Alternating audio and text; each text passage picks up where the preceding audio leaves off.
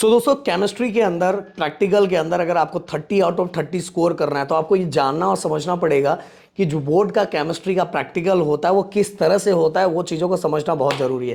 And guys यहाँ वो चीज़ें बताऊंगा, अगर नए हो तो प्लीज़ चैनल को सब्सक्राइब करना। एंड इस वीडियो पे अगर टारगेट लाइक 2000 कंप्लीट होता है तो मैथ का भी मैं एक ऐसा स्पेशल वीडियो एंड साथ में बायो का भी स्पेशल वीडियो लेके आऊँगा। कॉमेंट बॉक्स में बरसात कर दो कि सबसे पहले कौन सा चाहिए। ओमकर सर, यस सर। बच्चों को बोलो सबसे पहले कौन सा चाहिए, वो कमेंट कर दे फटाक से। जो पहले चाहिए सबसे पहले कमेंट कर दो फटाफट। और ओमकर सर को पता ही नहीं कौन सा करना है, बट गाइस आपको पता है कि कौन सा कमेंट करना है। एंड फटाफट चैनल को सब्सक्राइब कर दो दोस्तों। साथ में ही ना अज्जू सर ने आज फिजिक्स का बहुत स्पेशल वीडियो प्रैक्टिकल का बनाया है, उसको भी आपको देखना चाहिए। उसका लिंक मैंने डिस्क्रिप्शन में दे दिया, जाके देखो, अपना प्यार दो।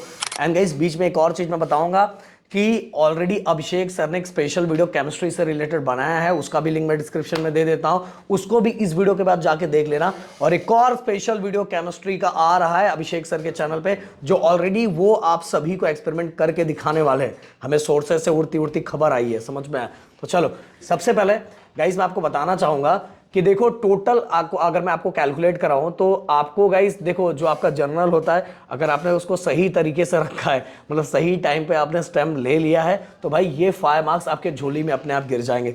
देखो दोस्तों मैंने बार बार बताया कि जब से बोर्ड का कंबाइन रूल आया है, तो पता है ना ओमकर सर, जब से बोर्ड का कंबाइन रूल आया ना तब से बहुत सारे दद्दुओं को पास होना बहुत आसान हो गया। एंड साइंस में तो बहुत आसान हो गया। आपके कॉमर्स में ना बहुत मतलब साइंस के कंपैरिजन में पासिंग परसेंटेज ज्यादा होता है, मानना पड़ेगा आपको। मुझे पता है थोड़ा अंदर अंदर बुरा लग रहा हो कॉमर्स का मैं बोल रहा हूँ, पर जो सच है वो सच मानना पड़ेगा। क्यों? इसके पीछे का रीजन ये है कि कंबाइंड रूल के अंदर क्या होता है कि दोनों को मिला के 35 होना चाहिए, इसीलिए भाई ये प्रैक्टिकल बहुत ज्यादा इंपॉर्टेंट है। तो अगर मैं जनरल की बात करूं तो 5 मार्क्स आपके झोली में गिर जाएगा। और गाइस मैं बता रहा हूँ, अगर स्टार्टिंग में भी आपने बहुत सारी कलाकारी की होगी, आपने प्रैक्टिकल सही टाइम पे सबमिट नहीं किया होगा, लेट किया होगा, टीचर ने आपको बहुत सुनाया होगा, बहुत धोया होगा, बट अगर अभी भी आपने टाइम से पहले सभी चीज़ें कर दी, इवन तो बहुत जगह टीचर बेचारे चिल्ला चिल्ला के आपसे जर्नल लेते हैं, अगर आपने दे दिया होगा तो 5 मार्क्स ही आपको मिल जाएगा। अब अगला जो 5 मार्क्स फिक्स है वो है ओरल का। किसका? ओरल का।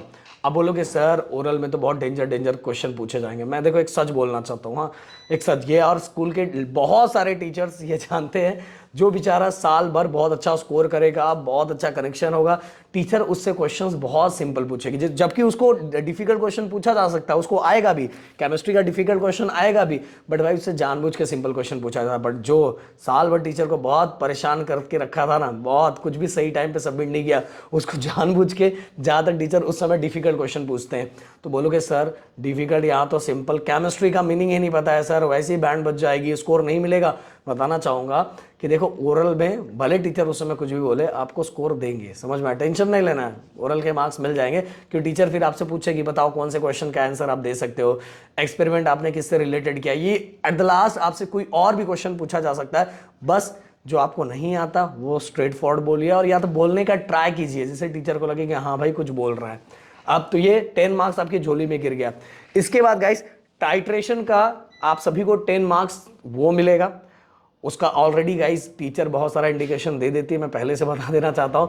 इसके बाद गाइस मैं ये देखो यहां अगर मैं दिखाना चाहूंगा कि जो 2 टाइप का तो मैंने बता दिया, टोटल मैंने बता दिया कि ये आपके 10 मार्क्स फिक्स हो गए, ये आपको पता चल जाएगा। एंड दोस्तों 10 मार्क्स के लिए बाकी चीजों के लिए बहुत सारा ऑप्शन दिया जा सकता है, जैसे मैं बोलूं 3A में केमिकल काइनेटिक्स का भी एक्सपेरिमेंट दिया जा सकता है, एंड इसके बाद इलेक्ट्रो केमिस्ट्री का भी एक्सपेरिमेंट दिया जा सकता है, मतलब नीचे नीचे ऑप्शन दिया रहेगा। ये ऊपर की चीजें, ये दोनों चीजें तो कंफर्म है, बट बाकी चीजें आपको ऑप्शन में दिया जा सकता है। देखो दोस्तों एक चीज मैं बताना चाहूंगा, कुल मिला के अगर आपने कॉलेज में बहुत अच्छी तरीके से फोकस किया है, ये बच्चा जानता है, मतलब टीचर जानते हैं कि अगर आपने कॉलेज में बहुत अच्छी तरीके से फोकस किया है, और फोकस भी नहीं किया पर लास्ट टाइम पे आपने थोड़ा टीचर की इनडायरेक्टली बातों को समझ लिया है, तो आपको अपने आप समझ में आ जाएगा कि एक्सपेरिमेंट जो आपका प्रैक्टिकल होने वाला है उसमें कौन सा एक्सपेरिमेंट परफॉर्म करना है, और क्या होने वाला है, रीडिंग कैसे होने वाला है, और क्या टीचर पूछ सकती है। 100 की सीधी बात दोस्तों। तो इतना ज़्यादा अगर टेंशन लेके आप जियोगे तो कुछ भी होने वाला नहीं है। मैं बताना चाहूँगा, देखो इस बार आप बहुत सारे न्यूज़ सुन रहे होंगे कि ये होगा वो होगा, ऐसा होगा वैसा होगा। अब जब जाओगे ना तो बहुत कुछ बहुत आसान होगा और बहुत सिंपल तरीके से होगा। बट ये बोलूँगा कि एक बार टीचर ने जो जो आपको इंडिकेशन दिया हुआ, जो जो बताया हुआ कि ऐसा करके आओ, ये करके आओ, वो करके आओ, तो मैं बोलना चाहूँगा कि वो चीज़ों की तैयारी करके जाओ एट द लास्ट। क्योंकि गाइस अगर कुछ भी गड़बड़ होता है तो स्कोर आपका जाएगा, मार्क्स आपका जाएगा, क्योंकि आपका टारगेट होना चाहिए 30 आउट ऑफ 30।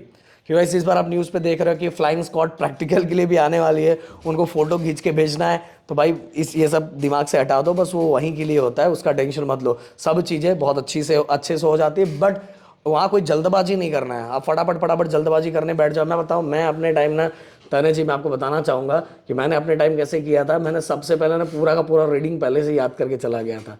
एंड जिसमें हमें एक्सपेरिमेंट परफॉर्म करना था उसका मैं, अगर हमें हमें ऐसा शक होता था कि भाई ये कलर में कुछ गड़बड़ हो सकता है, तो हम लोग वेट करते थे।